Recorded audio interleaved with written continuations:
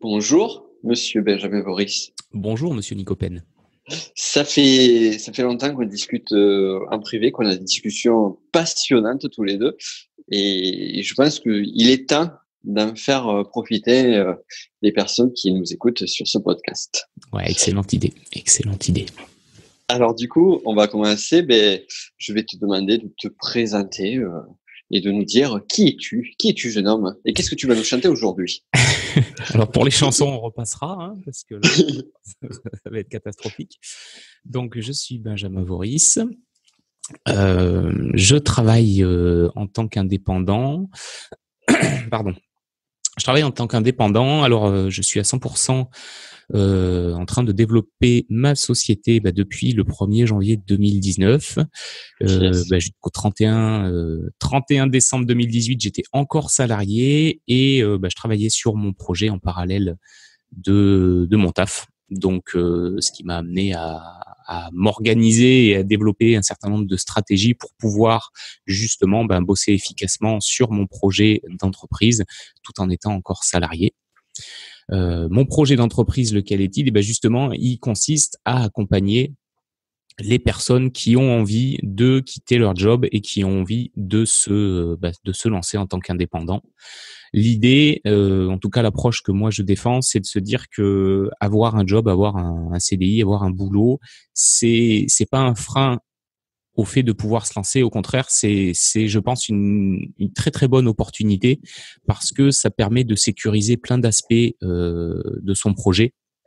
En particulier, l'aspect financier, parce que voilà, quand on se lance, on ne génère pas du revenu immédiatement, et avoir, on va dire, ce confort-là du salariat pour pouvoir tester et développer des choses. Voilà, je pense que c'est une situation qui peut être pertinente et intéressante quand on a envie de lancer son job, de lancer son activité. Et voilà, du coup, moi, ce que je fais, c'est que j'accompagne les gens qui, justement, sont dans une période de réflexion et de transition pour quitter le salariat et se lancer dans l'entrepreneuriat. Ouais, et ce que j'aimerais préciser aussi, c'est que ça fait déjà quelques temps que tu prépares, que tu amorces cette transition-là. Oui. On s'est rencontrés d'ailleurs dans le cadre professionnel. Est-ce que tu te rappelles, c'est quand est-ce qu'on s'est rencontrés Ouais, la on s'est première rencontrés fois? à un business club café à Toulouse, un Oui, dimanche matin. Ouais. une C'était rencontre drôle parce que moi, d'infopreneurs. je ne connaissais personne. D'ailleurs, j'étais pas du tout entrepreneur. J'étais touriste à l'époque, mais je m'étais dit, tiens, vu que j'ai envie d'être entrepreneur, je vais aller dans un endroit où il y a des entrepreneurs. Ouais, Et tout à c'est vrai fait. que je m'étais inscrit, alors pas par hasard, mais je m'étais inscrit sur cet événement qui avait l'air sympa. Et c'est vrai qu'on s'est rencontrés comme ça la première fois. Et j'ai rencontré d'autres personnes avec qui je suis resté bien en contact, notamment Yannick, Oui, Alain, il y a Dominique Dominique So, So voilà, aussi. Ouais, Frédéric excellent, Estève. excellent. Enfin voilà, c'est très très marrant. Bah, Et d'ailleurs, Yannick, donc, qui a été interviewé sur le podcast, et Dominique, je l'interviewerai, Dominique aussi, et Stéphane Munier, parce que ils ont vraiment de quoi dire aussi. ouais, C'est, c'est c'est, clair. euh, c'est des chouettes entrepreneurs. Et c'est intéressant ce que tu dis, et on va revenir là-dessus, et après, on ira sur un autre axe avec lequel j'aimerais traiter avec toi, qui est celui de ton groupe Facebook, où tu as fait quand même quelque chose qui est assez ouf, mais ça, on le dira Ouais, après. C'est le petit teasing c'est qui ça. prépare la suite. Mais avant cela, donc tu as relevé quelque chose d'intéressant et même d'intéressant qui préoccupe beaucoup de personnes, c'est la partie sécurisation avant le Oui. lancement de la création de société. Et je sais ce qui est assez drôle sur nos parcours, c'est que lorsque moi je me suis lancé, c'était en 2011, et toi, donc tout le parcours que tu as fait jusqu'à présent, on a des parcours assez similaires, et aussi notamment sur cette partie sécurisation et préparation de l'entrepreneuriat. Est-ce que tu peux nous dire un petit peu comment ça s'est passé pour toi et quelques recommandations que tu donnerais déjà de prime abord? Oui, quelques recommandations. Alors déjà de prime abord, c'est que si quand on a envie de se lancer, en général, c'est qu'on a souvent un projet qui nous tient à cœur, on a souvent une grosse envie. Enfin voilà, il y a de la motivation derrière qui fait qu'on a envie de lancer quelque chose. Mais alors, je parle pour moi, parce que évidemment tout le monde ne le vit pas de la même manière. Mais générer des revenus avec une entreprise, ça se fait pas du jour au lendemain. Ça peut même être un peu long à venir, surtout, alors moi, je partais de 0-0, hein, j'étais un pur salarié, pur produit de l'éducation et du salariat, hein, ce que, d'ailleurs, je crache pas dessus, c'était très bien, j'en ai eu besoin pour me développer. Mais au moment où on décide de faire le switch, on a énormément, moi je l'ai constaté, de choses à apprendre. Donc, je veux dire, moi j'ai un profil plutôt d'ingénieur, de technicien, donc j'ai tout ce qui est marketing, vente, c'est des choses sur lesquelles j'avais vraiment zéro connaissance. Donc j'avais un gap à rattraper au démarrage qui était très long, enfin très long en termes de quantité de connaissances sur notamment ces aspects-là. Et le fait d'être salarié, ça me laisse du temps, ça m'a laissé du temps pour me former. Je me suis formé, j'ai suivi des formations, j'ai lu des livres, j'ai écouté des podcasts. Enfin, j'ai fait beaucoup de contenu pour justement rattraper un peu ce gap qui me manquait. D'être salarié, ça c'est intéressant. Voilà, il y a pas cette pression de se dire, je sais pas encore vendre. Par contre, je dois vendre parce qu'il faut que je génère des sous. Non, là, je me dis, ok. Alors, ça peut être un peu le piège, on en parlera après, mais là, je me suis dit, ok, t'as ton salaire qui tombe, c'est très bien. Donc, tu peux prendre le temps de te former, de comprendre comment ça marche et de réfléchir à ce que tu veux faire derrière. Voilà, moi, c'est plutôt l'approche que j'ai eue et qui m'a convenu, hein, parce que voilà, ça me permettait notamment, voilà, quand t'as une famille, des crédits potentiellement, tout lâcher d'un coup, moi, c'était pas quelque chose de viable. Oui, parce que en plus, quand on s'est rencontrés, je me rappelle, t'étais on va dire à l'éclosion, à la naissance du moins au début de la gestation de ton projet. Complètement. Et me rappelles, tu dis, ben, je suis papa d'un petit garçon de 2 mois. C'était ça. Ouais, exact. Et donc du coup, t'as un job. T'avais un job d'ingénieur, t'avais donc des responsabilités aussi parce qu'il faut pas oublier ça. Donc c'est des jobs qui sont quand même assez gourmands, assez chronophages. Complètement. La vie de famille toute jeune, c'est pas évident du coup. Donc ce qui est intéressant aussi, c'est que finalement on peut se dire, dans une situation, un contexte comme ça, c'est impossible. Et plus un crédit, donc tu m'as dit, me semble-t-il aussi sur ta résidence principale. Ouais, exactement. Parce que ça aussi, faut quand même le mettre aussi dans la balance. Et donc, qu'est-ce que tu dirais à des personnes qui sont dans cette même situation que toi-même tu as vécu? Déjà, je dirais que c'est possible de faire des choses. Ça, c'est la première chose. Après, il faut... Et plus que jamais, alors je me permets de te couper. Vas-y. Je dis plus que jamais parce que écoutez bien ce qu'il dit là et surtout mettez-le tout à l'heure en perspective quand on va parler de son groupe Facebook et du travail conséquent, colossal qu'il a mis en place. Donc vraiment pour montrer encore plus que c'est possible. Voilà. Maintenant, j'arrête de te couper. Merci. Donc oui, une première chose, donc c'est déjà effectivement de se dire que c'est possible. Par contre, clairement, ça va demander un certain nombre de sacrifices. Alors des sacrifices, c'est pas de se couper un bras, mais moi la première chose que j'ai fait et je pense qu'il est indispensable, c'est de se dire ok, j'ai déjà des journées, des semaines qui sont bien chargées. Comment je peux me libérer du temps pour bosser sur mon projet? À quel moment dans ma journée je peux me dégager du temps? Ça peut être des trucs un peu hardcore en fonction de comment on vit le truc, mais de se dire je vais me lever 1 heure plus tôt, par exemple. Prendre du temps le matin, 1 heure plus tôt, la maison est calme, je vais bosser sur mon truc.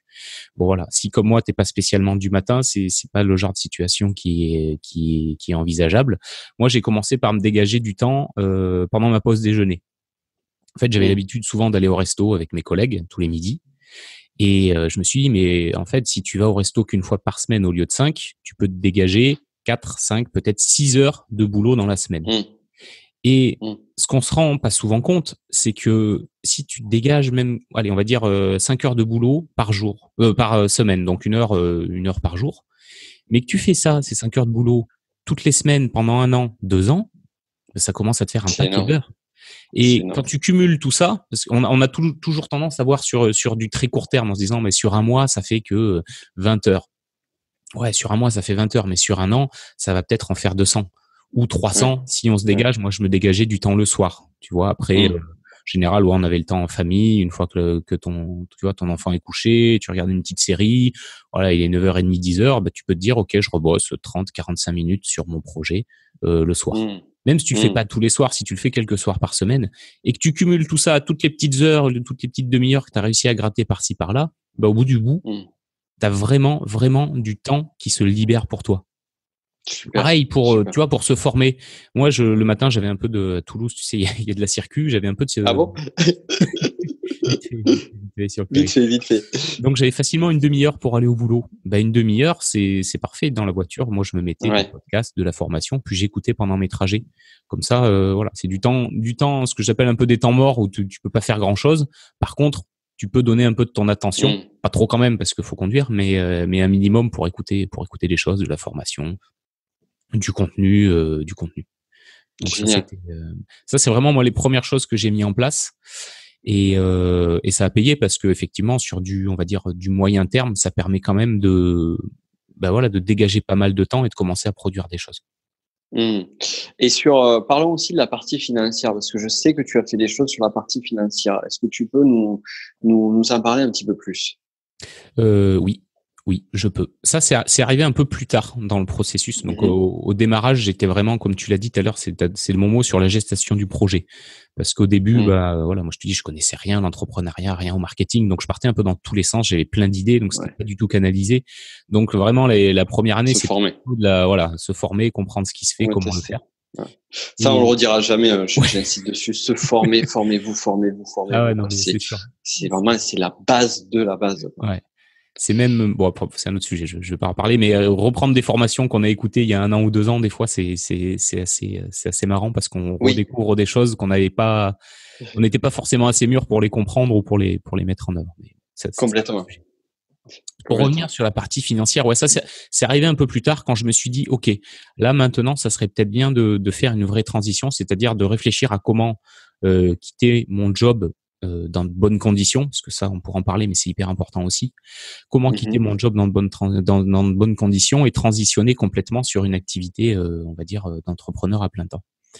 Et encore une fois, comme je le disais tout à l'heure, être salarié, c'est un super avantage parce que quand tu es salarié, ça te donne droit au crédit avec les banques. Quand tu es à ton compte, surtout quand tu démarres, on verra quand tu as une société depuis 5-10 ans, c'est différent, mais quand tu démarres, t'es pas en odeur de sainteté auprès des banques, quoi. Donc c'est compliqué d'avoir du crédit.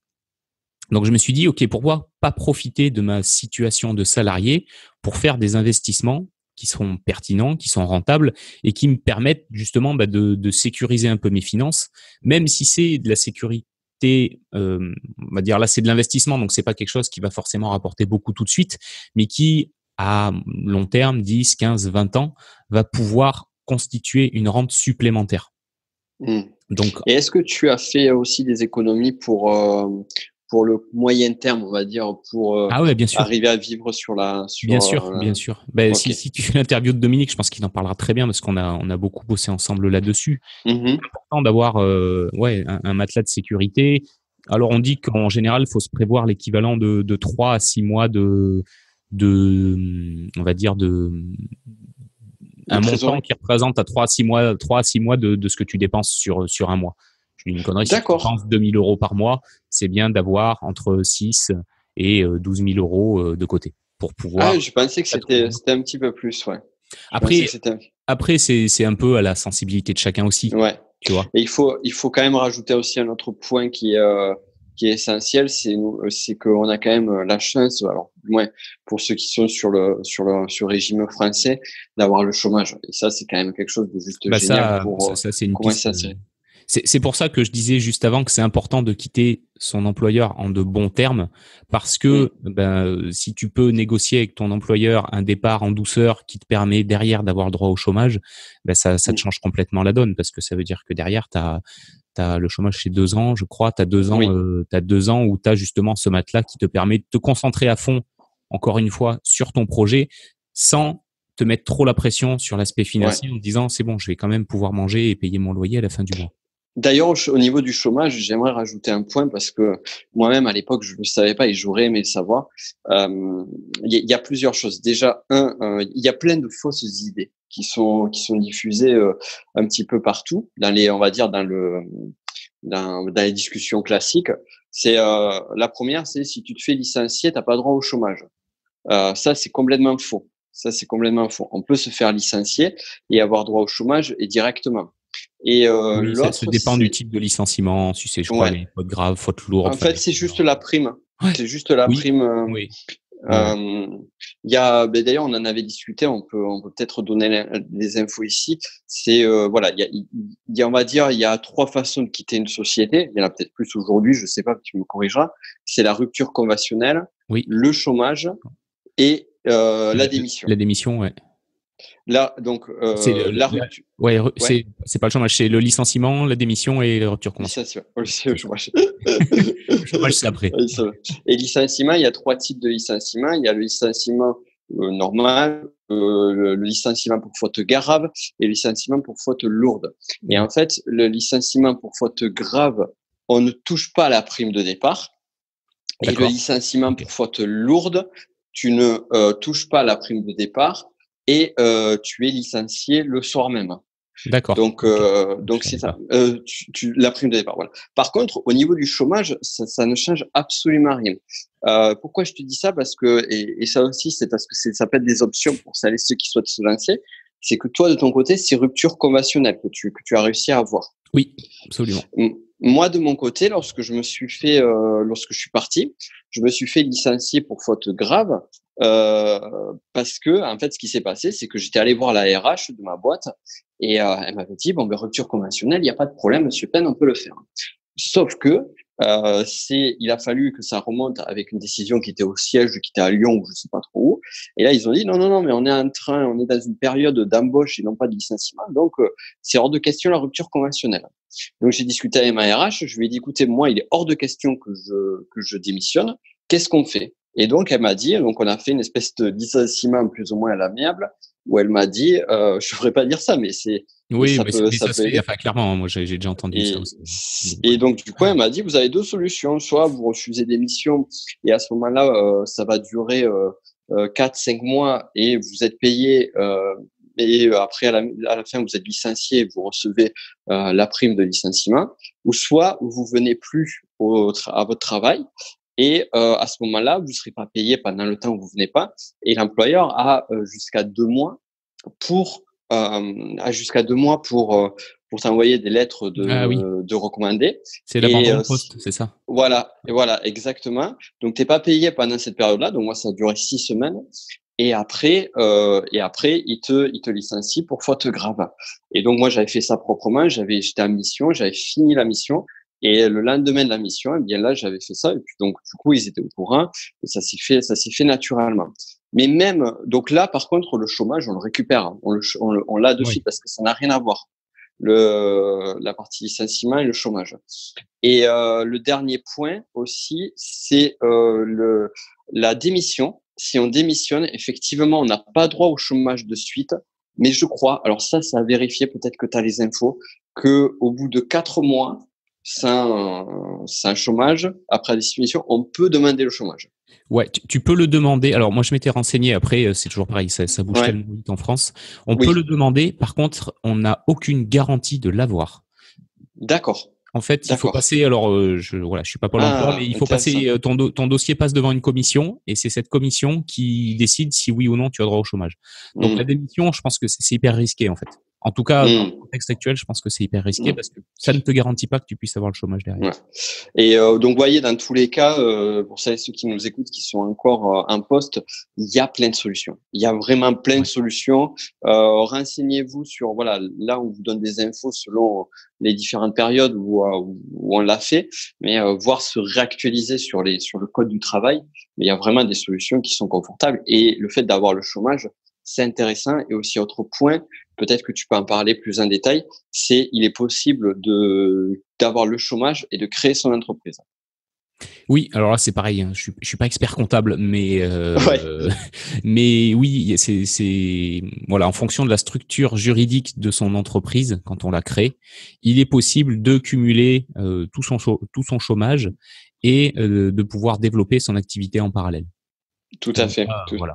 Moi c'est la solution que j'ai retenue effectivement parce que c'est on va dire à l'heure actuelle c'est celle qui me semble la plus pratique pour me développer. Voilà. Mais oui, il y a Mmh. des choses possibles. Ouais. C'est assez. C'est assez bien foutu. Il faut bien se renseigner. Le mieux, c'est toujours pareil, c'est d'aller voir un spécialiste, donc un cabinet d'expertise comptable qui a tout à fait les compétences et dont c'est le métier pour orienter vers la bonne solution. Comme on a tous, j'ai envie de dire, une situation qui est un peu différente en général. Mais oui, il y a des choses. Faut le reconnaître, c'est quand même assez bien fait. Il y a des choses qui existent pour se retrouver dans une situation qui convient bien. Ouais, complètement. Oui, tu as raison. Tu fais bien de préciser ça. Tout est cas particulier. Tout est vraiment cas particulier. Même dans notre métier du business de la connaissance, il y a mille et une façons d'exercer ce métier-là et mille et une façons de choisir les structures de société, l'approche.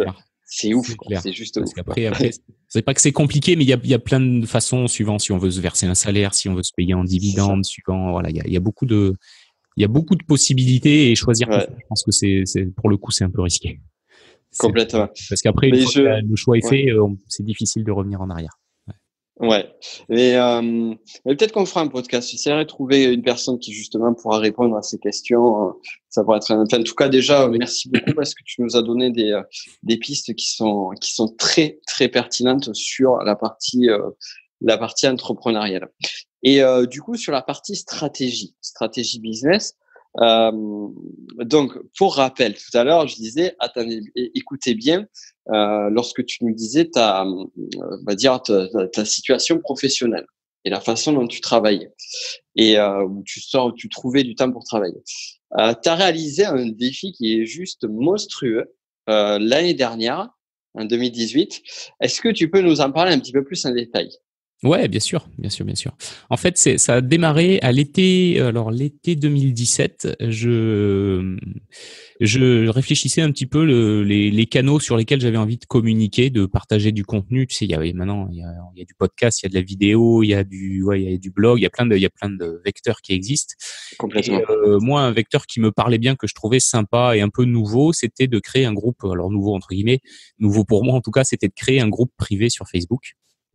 Donc c'était à l'été 2017, j'ai créé ce groupe-là. Je commençais à avoir quelques membres, c'était très sympa. Et voilà, au début janvier 2018, je me suis mis, comme toi, tu fais beaucoup d'ailleurs, en début d'année, un défi sur l'année. Je me suis dit, ok, ça serait bien que tu essaies de publier du contenu tous les jours. Alors tous les jours de la semaine, le week-end, j'ai plutôt tendance à couper un peu le business. Tous les jours, de publier un contenu sur le groupe. Donc je m'y suis tenu, tu vois, ça. Alors à quelques jours près, il y a eu quelques exceptions, mais globalement ça s'est bien passé.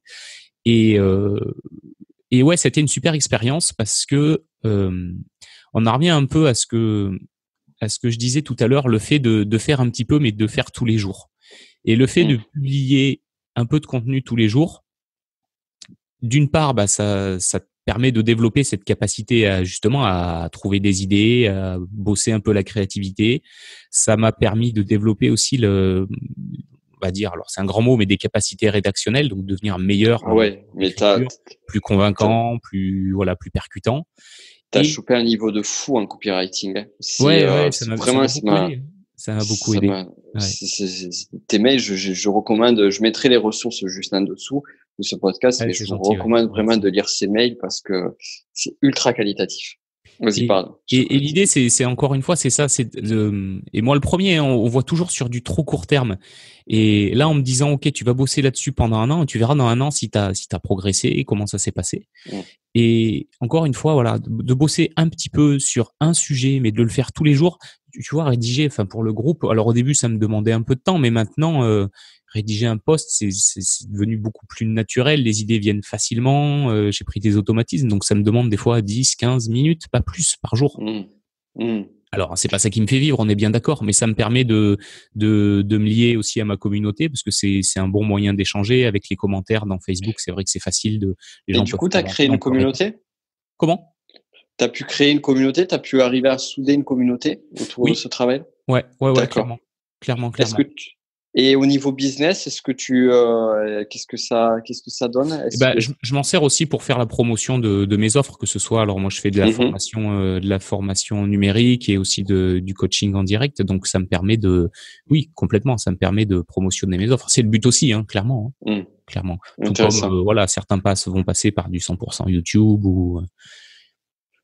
Après, alors c'est plus de la stratégie, mais j'ai aussi une stratégie de sélection, on va dire, des membres à l'entrée du groupe. Et c'est Ça, c'est d'avoir, important. c'est pas d'avoir 10 000 personnes, c'est d'avoir un groupe qui soit pas quantitatif, mais vraiment qualitatif.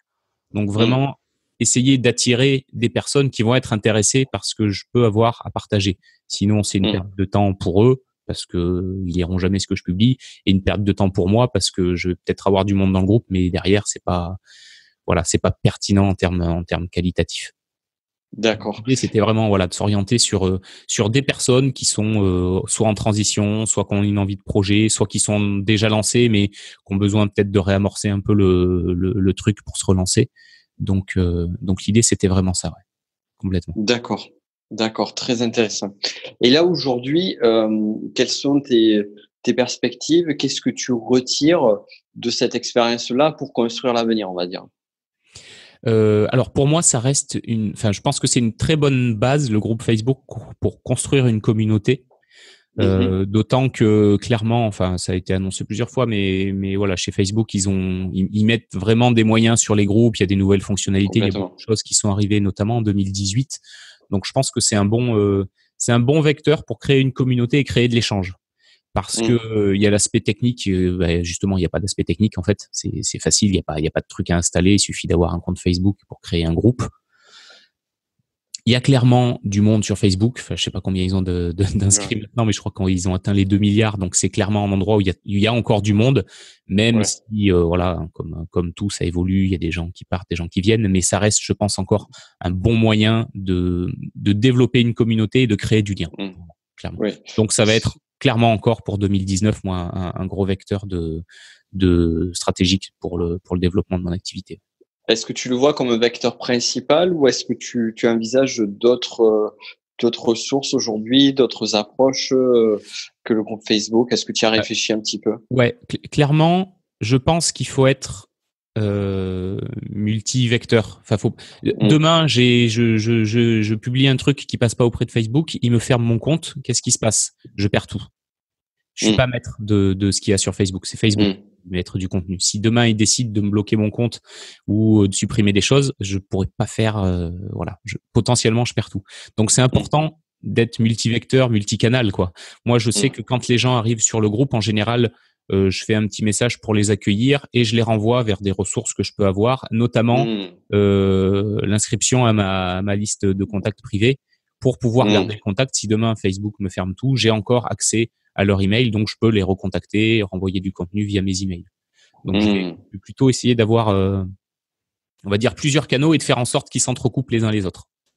Voilà. D'accord, d'accord. Quand quelqu'un arrive me connaît ou rentre dans ma communauté par ma liste d'emails, je vais lui envoyer un message pour lui dire, si ça t'intéresse, tu peux rejoindre le groupe Facebook. Voilà, si ça t'intéresse pas, tant pis, mais en tout cas, j'essaie de croiser les canaux. Super. Il va y avoir aussi un peu le podcast. Je me suis mis au podcast assez récemment. Oui. Donc voilà, c'est aussi un vecteur. J'aime bien des podcasts. C'est super intéressant. C'est un format très intéressant, le podcast, je trouve. Ouais. Ils sont accessibles sur quelle plateforme? Ils sont sur Encore, sur Google Podcast. Je les remets aussi, je les upload sur ma chaîne YouTube comme ça.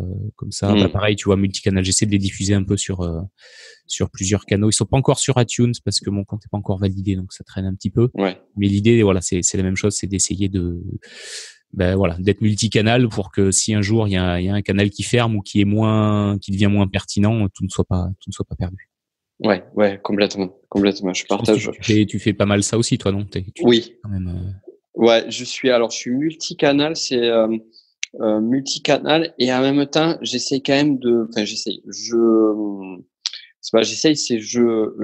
limite. C'est-à-dire que je vais me focaliser, je vais être pas mal focus sur un ou deux canaux à un instant donné. Tu vois, par exemple, sur début 2019, un canal organique, eh bien, je me consacre à fond sur Instagram et sur le podcast. Et il y a quelques années en arrière, c'était YouTube. Donc, à chaque fois, je vais avoir plus un focus. Là, pareil.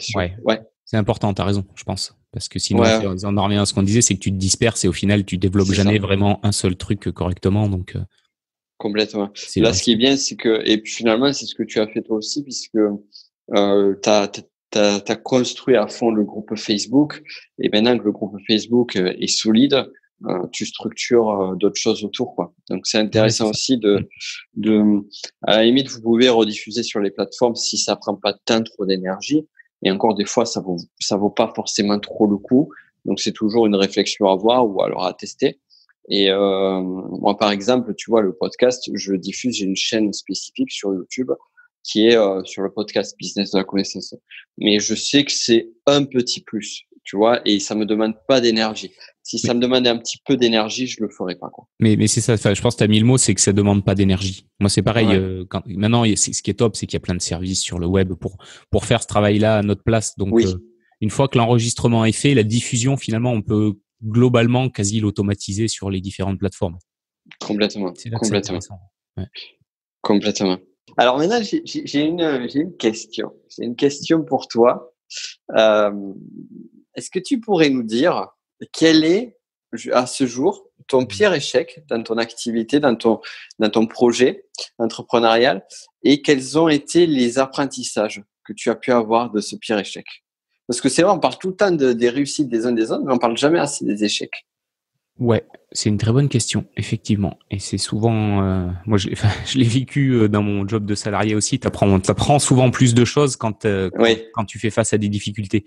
Moi, tu vois, j'ai été chef de projet pendant longtemps. Quand un projet se passe bien, finalement, t'apprends pas grand-chose. Ça se passe bien. Par Mm. contre, quand tu fais face à quelque chose de compliqué, c'est là que tu comprends ce que tu as mal fait et que tu commences à réfléchir à comment améliorer. Et ça, c'est vrai dans le salariat et Complètement. c'est encore plus vrai quand tu es entrepreneur. Ouais. Moi, le plus gros échec, clairement, ça a été au niveau de la stratégie Mhm. où je suis parti dans tous les sens. Euh, Mhm. c'est un peu le problème quand t'es inspiré, que tu as plein d'idées, c'est que tu veux tester plein de trucs. Donc, tu Mhm. essayes plein de formats, tu essayes beaucoup de choses sans vraiment mettre le focus sur une.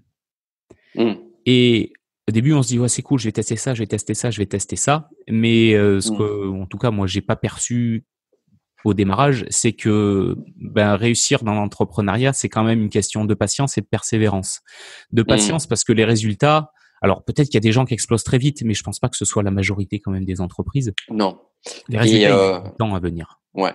Et je pondérerai aussi là-dessus ceux qui explosent très vite parce que je me suis beaucoup penché sur ces réussites, ces overnight, comment on dit, success. Ouais, Euh, Quand on gratte un peu, on se rend compte que c'était des gens qui étaient là depuis plusieurs années et on les voyait pas, ou alors des personnes qui ont certes réussi du jour au lendemain, mais qui avaient eu d'autres activités un petit peu connexes qui d'accord. justement les prédisposaient à ça. Ouais. Ça a Donc, participé au succès futur. Ouais. ouais, exactement. Tu vois, par exemple, tu as un entrepreneur qui a cartonné quasiment en espace de 1 ou 2 ans dans l'infoprenariat. Et en fait, quand on regardait derrière, c'était une personne qui était entrepreneur depuis plus de 10 ans et qui a D'accord. essuyé les Ouais. plâtres pendant plus de 10 ans. Donc ça, j'aimerais vraiment, enfin, j'appuie là-dessus parce que c'est quelque chose qui démoralise énormément beaucoup de personnes. Je sais pas si toi tu l'as vécu ça, parce que Ah bah tendance si, à se comparer. Tu te complètement. compares et Ah oui, oui, oui. Ah bah oui, moi je l'ai vécu, bien sûr. Bah, le problème, c'est que on voit, comme tu le dis, sur Internet, on voit beaucoup les réussites. On voit Hum, beaucoup les gens qui ont cartonné, qui t'expliquent comment cartonner. hum, Sauf que le message, je trouve, est un peu dilué et ce côté, ouais, patience, persévérance, on le met un peu à l'écart. Et, hum, et pourtant, dans la vraie vie, il est clairement là. Et il faut de la patience parce que voilà, les résultats, ils arrivent pas tout seuls. Ils peuvent hum, prendre du temps. En général, ils prennent du temps et de la persévérance dans le sens où voilà, faut avoir une action qui est constante. C'est-à-dire le jour où tu bosses pas, le jour où tu travailles pas, ben il se passe rien.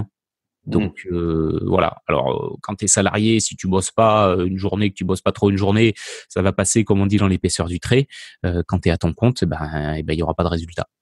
hum. Donc cette persévérance là, je pense qu'elle est ouais, elle est indispensable clairement pour avoir une Hum. réussite. Donc Ouais, ça c'est clair, pour ça. revenir à ta question, clairement, Ouais. oui, moi mon plus gros échec, ça a été de justement de me disperser.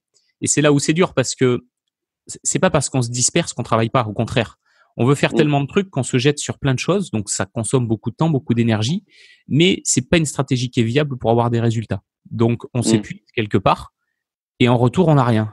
Donc c'est très dur parce qu'on se dit ok, punaise, je comprends pas, j'ai testé plein de trucs, j'ai testé ça, ça marche pas. Et ouais, mais c'est pas une question de, c'est pas une question, c'est pas la bonne question. En fait, c'est quelle est vraiment ta stratégie, sur quoi tu veux mettre ton focus, et ensuite dirige toutes tes actions là-dessus. Moi, en tout cas, c'est la leçon que j'en ai retirée, et c'est pour ça que voilà, comme je te dis, tu l'as très bien soulevé tout à l'heure, je vais me focaliser notamment sur le groupe Facebook. Je suis en train de mettre à place justement cette stratégie pour 2019, et c'est important de faire ce travail-là au démarrage pour pour pas se disperser et justement s'épuiser dans tous les sens.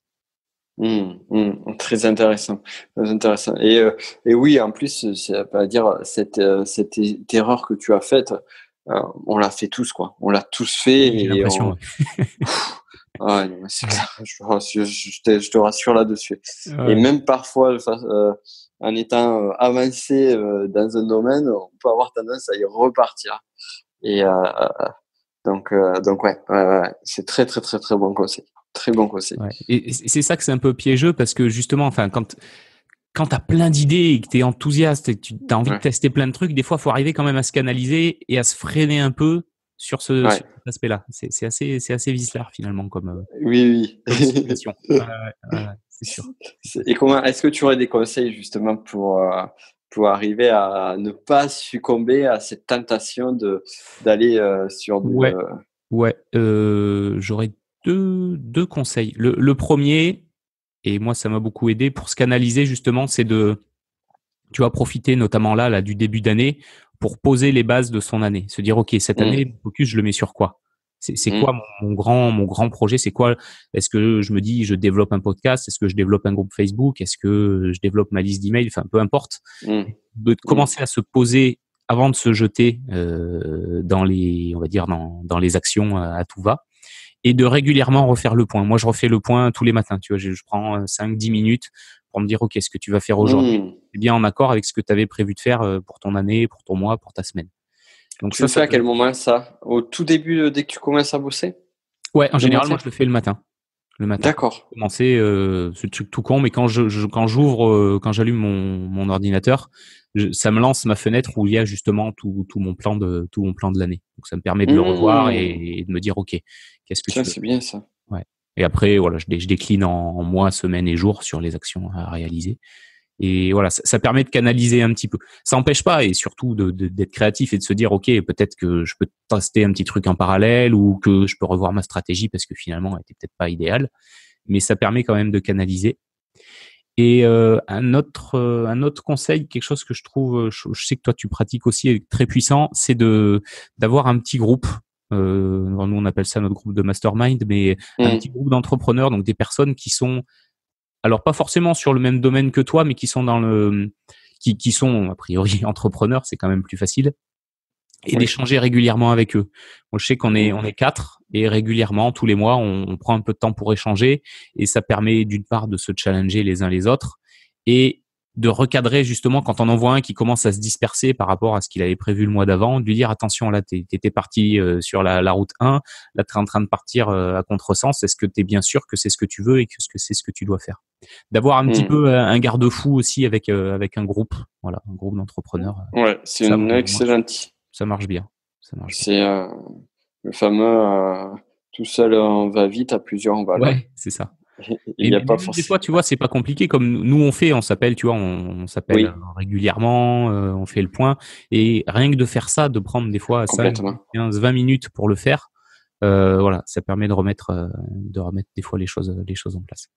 Oui, parce qu'il n'y a pas besoin de structurer quelque chose. Je me rappelle déjà, il y a quelques mois de ça, mais justement, j'étais sur un gros échec pro, et le fait d'échanger avec toi tous les jours, ça m'a vachement aidé, quoi. Parce que ça permet de remettre en question, de retrouver le moral, d'arriver à mieux gérer des périodes un petit peu difficiles, hein, puisque cette situation d'échec ou d'épreuve difficile, ou de traverser du désert parfois pour certains, parce que je pense qu'il y a aussi cette notion-là qui peut arriver dans le parcours entrepreneurial à un moment donné, eh bien ça aide énormément, quoi. Ça aide énormément. C'est sûr.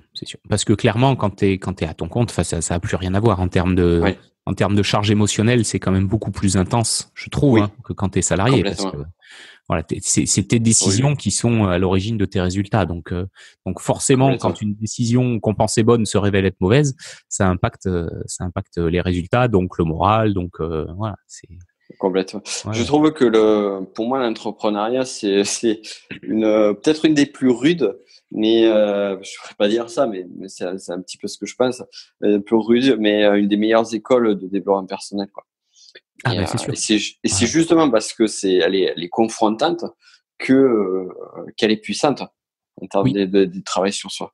Ah, complètement. Parce qu'à un moment donné, tu es obligé, je veux dire, si tu es obligé de te mettre face à tes responsabilités. Et ça, parfois, ça fait mal. C'est vrai. Et comme tu dis, c'est très confrontant, donc ça oblige. Ça mais c'est comment dire, c'est ça a ce côté-là un peu formidable que ça t'oblige un peu à prendre les rênes aussi de ta vie. Oui. Voilà.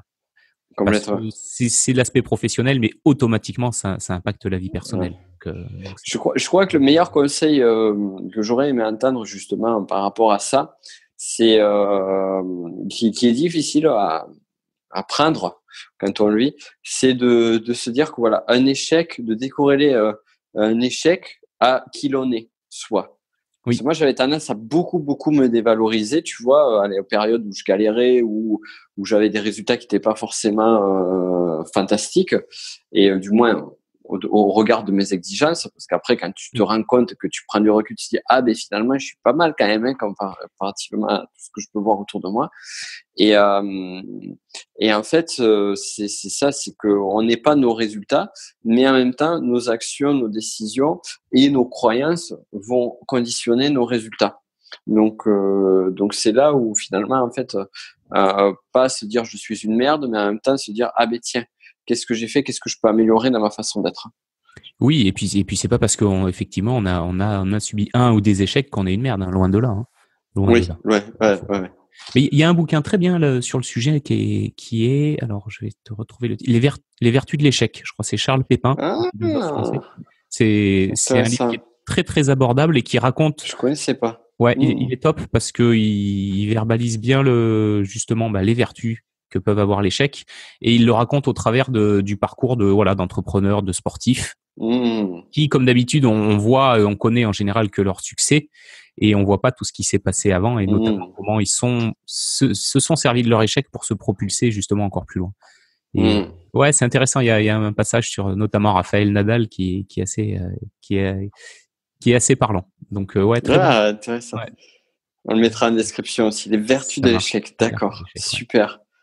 Ah, mais je vais m'empresser d'acquérir ce bouquin. Je te remercie. Mais super. Écoute, je te remercie vraiment pour avoir pris du temps avec nous au travers de ce podcast et puis pour toutes ces pépites que tu nous as données. Et je pense que je te réinviterai de ces avec plaisir, j'espère bien. Il me semble que c'est nécessaire. Pour finir, juste peut-être nous dire où est-ce qu'on peut te retrouver, où est-ce qu'on peut continuer l'aventure avec toi. Alors, évidemment, le groupe Facebook, donc c'est le groupe des efficaces avec un Z. Donc Z2FICAS. Je suis incapable de l'appeler. On mettra le lien. Ça tombe bien, le lien est dans la description. C'est fait pour ça. Il y a aussi mon site web, donc gérersontemps.com, sur lequel je publie un peu de contenu écrit. D'accord. On peut s'inscrire à ta liste via le site. Oui. Tout à fait. Super. Ok. Ce que je vous invite de faire parce que ces mails sont vraiment qualitatifs. Tu me mets la pression là, mais non, c'est pas compliqué. Tu continues à faire ce que tu fais jusqu'à maintenant et puis c'est bon. C'est ça. Faut pas s'arrêter. Et après il y a le podcast. Pareil, c'est le podcast des efficaces. Donc je te donnerai le lien. Je te donnerai le lien également. Super, génial. Merci pour tout. Merci de m'avoir invité. Le meilleur pour la suite et puis à très vite. Ouais, ça roule. Belle journée à tous. Merci, salut. Et voilà, tu viens d'écouter un des épisodes de mon podcast Le business de la connaissance. Alors, si tu veux aller beaucoup plus loin et suivre l'intégralité des podcasts sur ce sujet-là, je t'invite à regarder en description de cette vidéo. Tu trouveras le lien pour pouvoir t'abonner à mon podcast Le Business de la Connaissance et ainsi on pourra aller beaucoup plus loin ensemble. D'ici là, je te souhaite une excellente journée.